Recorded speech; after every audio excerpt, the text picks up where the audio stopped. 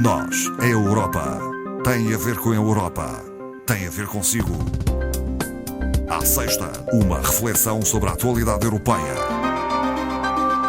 Hoje está connosco a doutora Ana Rita Barros, formadora do Centro de Informação Europeia Jacques Delors. Boa tarde, doutora Ana Rita Barros. Vamos começar por fazer uma referência ao conflito Rússia-Ucrânia, numa perspectiva talvez não muito habitual e que tem a ver com a forma de atuar do próprio presidente ucraniano Zelensky. Doutora Ana Rita Barros, o que é que nota, enfim, nos discursos e nos apelos que faz? Olha, uma aproximação à democracia liberal europeia e ocidental. Porquê? Porque durante este ano nós temos assistido à comunicação da Ucrânia diretamente com os parlamentos dos vários Estados-membros ou dos países a quem se dirige. Muito mais do que outras figuras institucionais de per si. O que é que tem acontecido? Recordemos, no dia 1 de março de 2022, o presidente Zelensky se dirigiu virtualmente ao Parlamento Europeu. Fez-lo também a 9 de fevereiro passado, presencialmente, e pelo meio houve uma série de contactos sempre com os parlamentos, ou seja, dirigido aos representantes dos cidadãos, portanto, à verdadeira essência da democracia, que são os hemiciclos dos diversos Estados. E fê-lo sucessivamente durante este período de um ano. Desta forma pediu ajuda humanitária, financeira, militar, política, mas sempre dessa forma, dirigindo-se aos representantes das populações, portanto, aos parlamentares. E acho que isso é uma forma diferente de nós analisarmos esta comunicação e que lhe dá outro peso. Lembremos que um dos primeiros critérios para ser um Estado-membro da União Europeia é ter uma democracia em pleno funcionamento. Penso que aí houve uma grande estratégia de comunicação da Ucrânia e que tem surtido o seu efeito. Acha que tem dado resultados práticos? Nós temos sentido que sim, que essa comunicação aproxima, portanto, a causa que é a luta pela democracia do povo ucraniano relativamente aos países e aos cidadãos a quem ele se dirige. Vamos mudar de assunto, feita esta introdução, e referir o acordo assinado recentemente entre a União Europeia e o Reino Unido, tendo em conta a Irlanda do Norte. Já havia um acordo. Havia um acordo, resultado do Brexit. Lembremos ou recordemos que o Reino Unido saiu da União Europeia em janeiro, no final de janeiro de 2020. Já vem há algum tempo, não é?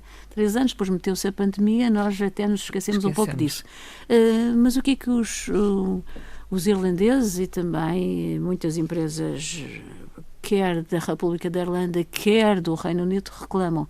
É elevada burocracia e o sentimento de fronteira que os norte-irlandeses têm relativamente ao Reino Unido e depois relativamente à República da Irlanda, que é um Estado-membro da União Europeia. O que é que se fez? Foram tentativas, porque isto ainda tem que ser aprovado, este acordo de Windsor tem que ser aprovado pelo Parlamento Britânico, não é? Tentativas de aproximação. De aproximação, criando 2 vias. Uma via verde e uma via vermelha. O acordo contempla a criação destas vias para a comercialização de produtos na Irlanda do Norte. A via verde é para os produtos oriundos do próprio Reino Unido. Esses não precisam de ter e de cumprir as regras necessárias à circulação no espaço europeu, portanto, no mercado único. E esses produtos têm que estar indicados como não para a União Europeia. Vão ter um rótulo específico.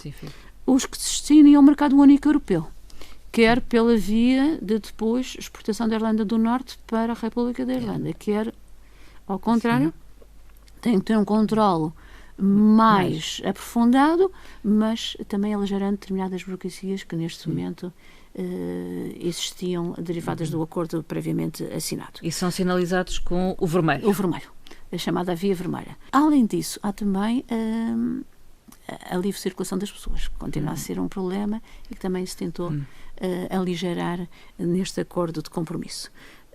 Este acordo vai ter que reformular muitos produtos e principalmente a rotulagem de produtos. Quais são os produtos essenciais que normalmente os norte-irlandeses têm sentido esta pressão? produtos alimentares de diversa ordem e bebidas, principalmente estes, porque são os de primeira necessidade e de consumo imediato e que têm tido, às vezes, grandes problemas de circulação e, às vezes, chegam lá já produtos... Sim, não passíveis de ser consumidos, talvez. De ser consumidos, são 2 prejuízos, não é? O processo é complicado e, portanto, pretende o Primeiro-Ministro, cabe ao Primeiro-Ministro britânico convencer o seu Parlamento, não é? Vamos fazer uma referência ainda à entrevista que a Presidente do Banco Central Europeu, Christine Lagarde, deu à margem da reunião do G20. Uma apreciação, digamos, à situação atual. Sim, é uma referência muito particular aos juros. Os juros vão continuar a aumentar. E vão continuar altos, segundo a Presidente do BCE, até um horizonte de 2025. O que a Presidente disse é: vão continuar altos até que a inflação esteja no nível que o BCE define como ideal para o conjunto dos países da zona euro, 2%. Enquanto não chegar lá, os juros vão subir. Portanto, tão clara como isso, muito pragmática. Aliás, como é habitual. De tom, sim. A Presidente do Banco também constatou um facto real, é que o aumento da Euribor tem inflacionado os créditos pedidos pelos cidadãos. Portanto, também constatou. Mas um ponto que é importante, e penso que cada um de nós, cidadãos, também tem sentido, que é a trajetória dos juros não tem sido acompanhada, dos juros de referência do Banco Central Europeu, não tem sido acompanhada pela trajetória dos juros pagos aos tradicionais depósitos que os depositantes, que os clientes dos bancos têm. E o que a Madame Lagarde disse? Temos que questionar os bancos sobre esta matéria e temos que pressioná-los para que acertem a trajetória com a trajetória dos juros fixados pelo Banco Central Europeu. Delega a responsabilidade nos bancos. E depois perguntaram, e se isso não acontecer? Mudemos de banco. Claro que a Presidente do Banco também se referiu à política fiscal europeia, dizendo que, de facto, a política monetária é uma só, é do Banco Central Europeu. A política fiscal na zona euro tem 20 autoridades tributárias, uma em cada um dos Estados-membros que pertencem à zona euro. É um outro problema que, em termos políticos, muitas vezes é polémico, mas que os cidadãos sentem a necessidade dessa harmonização fiscal que já se fala há tanto tempo e que não tem sido concretizada. No final da última semana, a Comissão aprovou um montante no âmbito do quadro de ajudas às empresas da região. Exatamente. Não só as empresas da região, mas também a outras, mas a nós... Sim, mas vamos focar-nos, não é no nosso caso, ou na nossa realidade. 4,2 milhões de euros, exatamente. É engraçado também, na mesma altura, não é engraçado, mas quer dizer, de referir de que não foi só à região ultraperiférica da Madeira, mas também, assim, as regiões ultraperiféricas francesas também tiveram um tipo de ajuda muito semelhante. Destina-se a quem? A empresas que estejam no ativo e que vai compensar sobrecustos de energia. Como é que isso vai fazer? Vai entrar em vigor para este ano e termina no dia 31 de dezembro de 2023. O que é que as empresas têm que ter? Têm que ter um contrato de energia elétrica de baixa ou de média tensão, só para este tipo de empresas.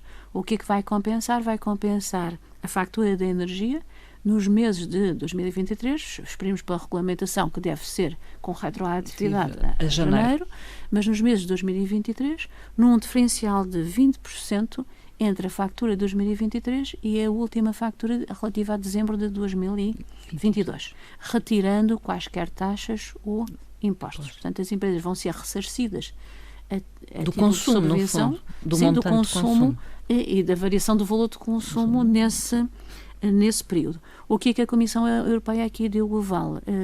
Autorizar esta concessão, considerando que é uma ajuda de Estado, portanto, temporária, e que não afeta as regras de concorrência do mercado único europeu. Daí o caráter de exceção que esta medida tem. Não quer dizer que para o ano, dadas as circunstâncias, porque foi baseada exatamente no conflito da Ucrânia, que fez implementar os custos, que para o ano não venha a ser aplicada, mas tem que ser uma nova autorização da Comissão. Cartas de condução podem vir a ser modernizadas. É esse o intuito da Comissão Europeia? É esse o intuito e aplicáveis em comum para os 27 Estados-membros. Para já, a permissão de condução propõe a Comissão baixar dos 18 para os 17 anos. 17, para iniciarem uma condução, mas uma condução acompanhada. O que é que a União Europeia constata? A grande parte dos acidentes são de população muito jovem. No início da carta de condução. Estabelecer também, por isso, um período probatório de 2 anos para os recém-encartados, não só jovens, recém-encartados. E aplicar uma regra que é diferente neste momento em cada um dos Estados-membros, mas uma regra de tolerância 0 à condução sob o efeito do álcool.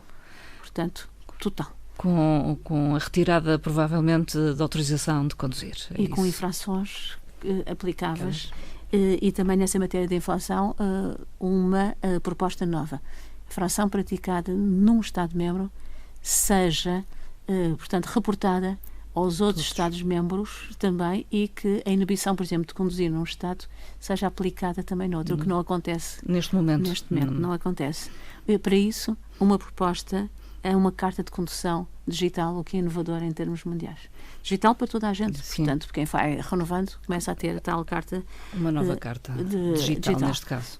Também para os recém-encartados e também para quem já tem carta de condução, um apelo que sejam incluídos nas lições para aqueles que estão a tirar a carta de condução, veículos e experiências em veículos com novas tecnologias de condução.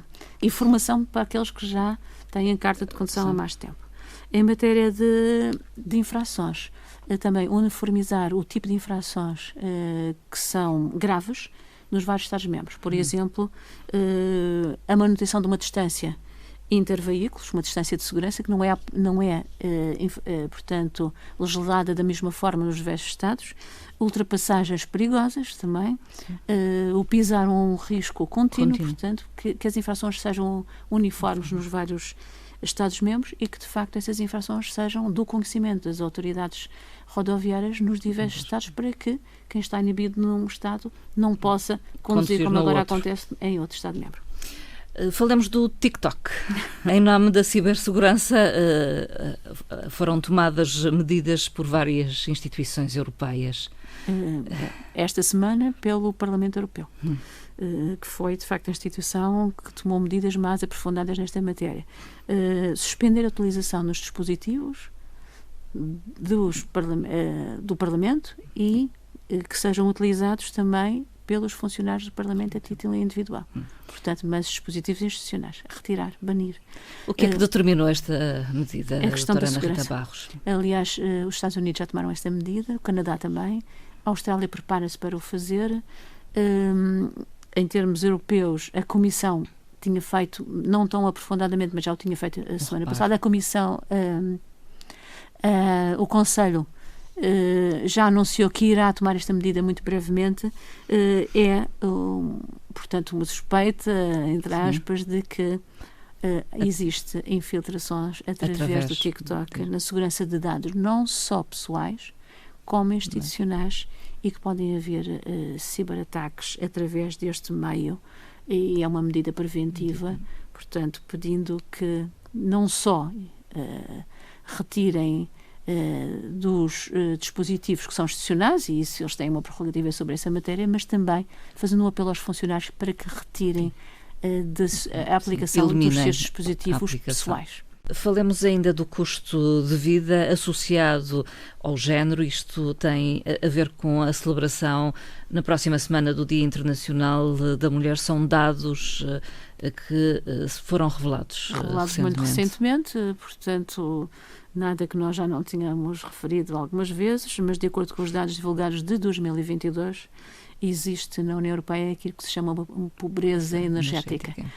Não é só na energia, mas a energia como está na ordem do dia, os dados revelam exatamente os custos de energia e que são muitas vezes excessivos. Incomportáveis, talvez. Para famílias monoparentais. E é mais grave nas famílias monoparentais femininas do que masculinas.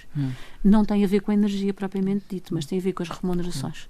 As remunerações das mulheres mais baixas, não é? Continuam, passados estes anos todos, a ser muito baixas relativamente às dos homens. A diferença salarial entre homens e mulheres na União Europeia ainda é de 13%. Isto porque as mulheres continuam a ter trabalho precário, porque continuam a ter trabalho a tempo parcial, e porque a responsabilidade da família normalmente recai sobre a parte feminina. E nós sabemos que os impactos do aumento de preços são muito negativos, quer para a inclusão social, quer na saúde, quer nos direitos fundamentais, quer nestas questões de satisfazer os compromissos financeiros, como é o caso que focamos agora relativamente à energia. Doutora Ana Rita Barros, a finalizar esta nossa conversa, a habitual frase. Uma declaração da Presidente da Comissão Europeia sobre o trágico naufrágio da costa italiana no passado fim de semana. Diz a Presidente Ursula von der Leyen: na migração a lição é clara. Precisamos de agir em conjunto. Todos devemos redobrar esforços no Pacto de Migração e Asilo.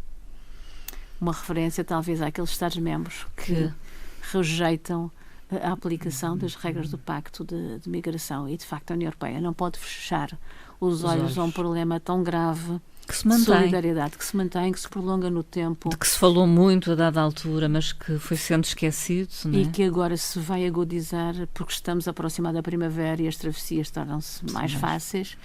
E a União Europeia tem que rever esta matéria e tem que haver um consenso por unanimidade acerca dos 27 para aplicar exatamente o acordo. É urgente, então.